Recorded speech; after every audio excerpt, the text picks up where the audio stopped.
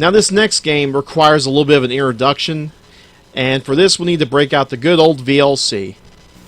If you think Colecovision plays all Atari cartridges, You mean it can't? here's Pac-Man on Colecovision. But here's Pac-Man for the Atari 5200 Super System. Nah.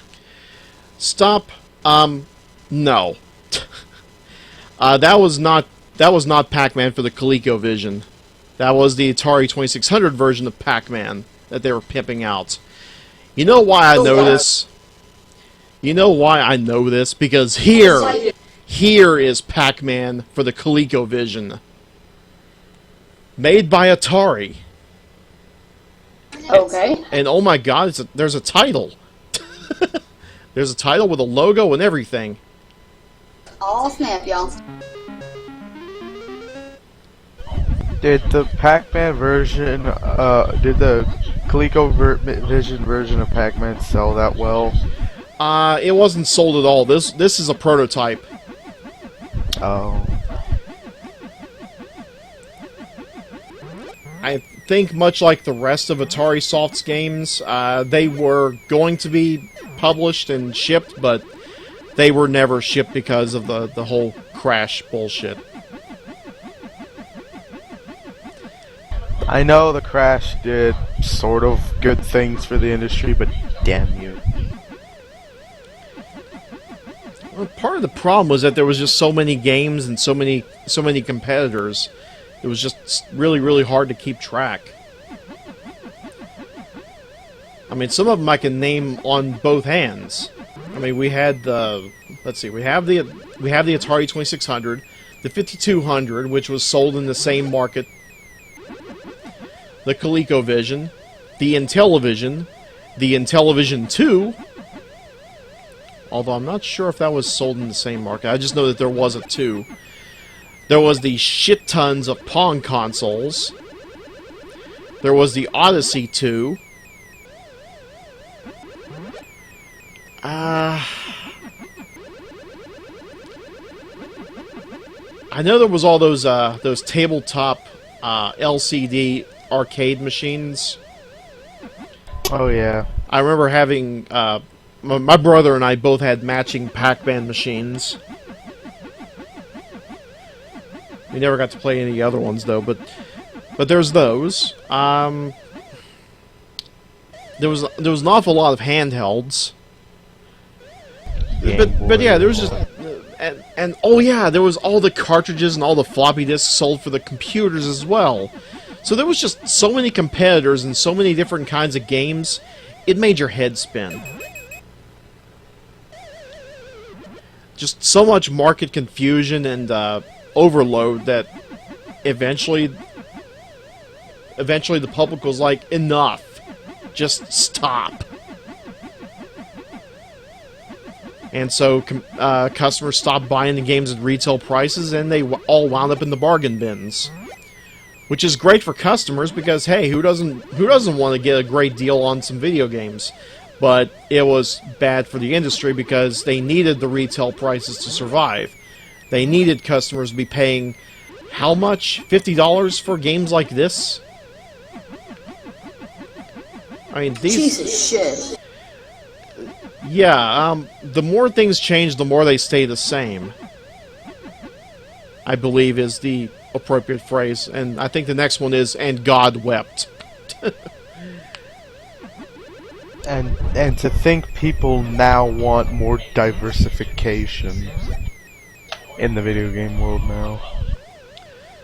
We kind of have a good chunk of diversity already. We have Nintendo with their 2 consoles, with the Wii U and the 3DS. We have Microsoft with the 360, eventually on its way out the door, and the Xbox One. We have Sony's PS3 and PS4, and the PSP, the Vita, and we have the PC market. So technically, that's 4 different divisions. And the indie subgenre thrives on PC. Plus we have like off consoles like the Ouya and the now then the Steam box whenever that's released and things like I that. heard the Ouya is fucking stupid. I've heard that too. The Ouya... I don't know They what haven't to even really sent say out all about the the fucking Ouya. orders they're supposed to send out. Quite frankly, I'm not surprised that the Ouya is doing crap. I'm not surprised. In your opinion, maybe you can fill me in on some of the blanks here. What the hell does the Ouya do? It's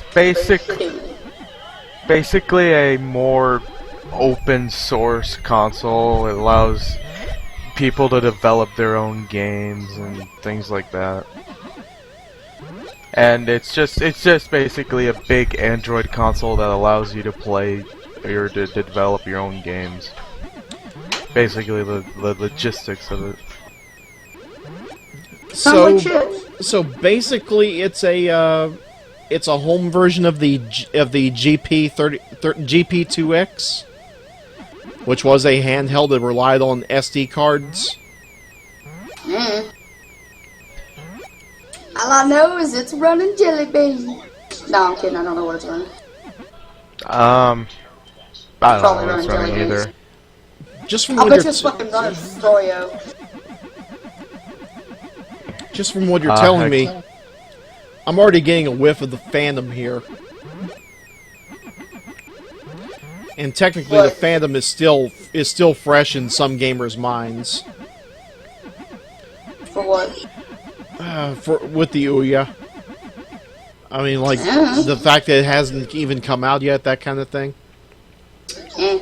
No, it's out. Oh, it's out? They're still trying to get the Kickstarter orders out.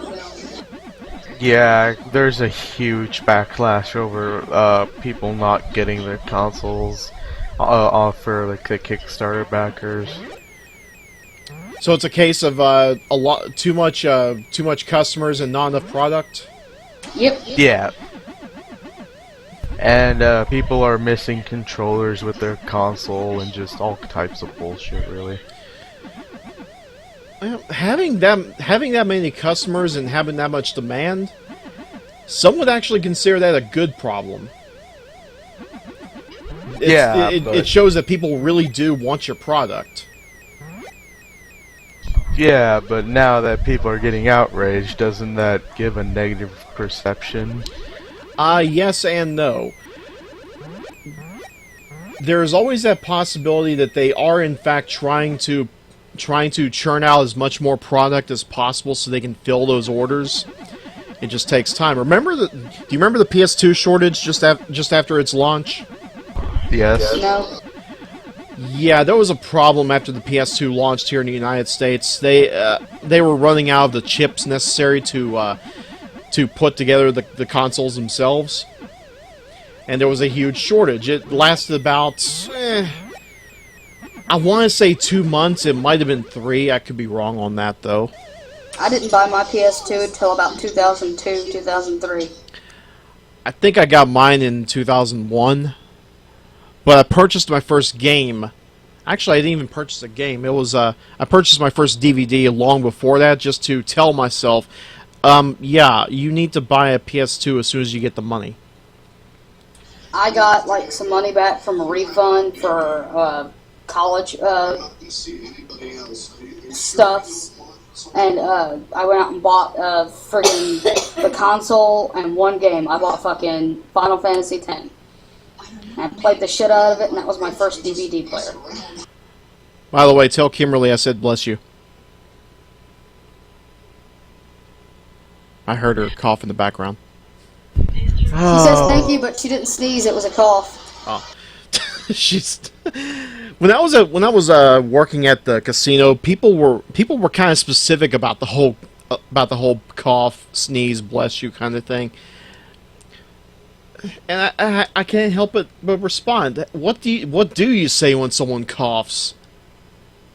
Nothing. Because it's still related to the nose and shit coming out of your mouth. No, you just don't say anything.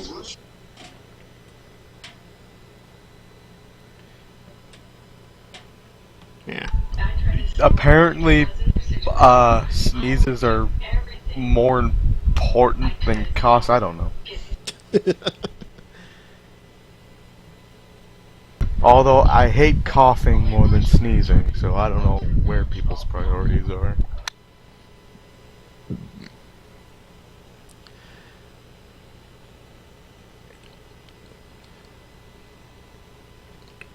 But yeah.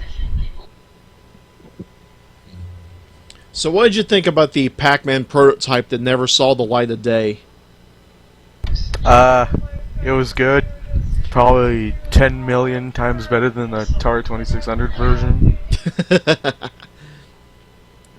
I still thought that was kind of scummy of Atari to pass that particular one off as the ColecoVision model.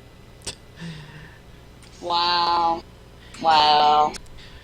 Yeah, Atari's a fucking bunch of bullshit, so I'm surprised they fucking lasted this long. Yeah, once more, here's that first part again. If you think Colecovision plays all Atari cartridges, You mean it can't? here's Pac-Man on Colecovision. Yeah, bullshit. I honestly wonder why the government didn't go after them for that. Because there were no laws against truth in advertising back then. You could literally fucking do that. But yeah, that was Pac-Man, the prototype for the ColecoVision by Atari Soft. Woo! See, they were already preparing for when the video game industry would crash. That's the only way they've survived, is being fucking third-party software developers.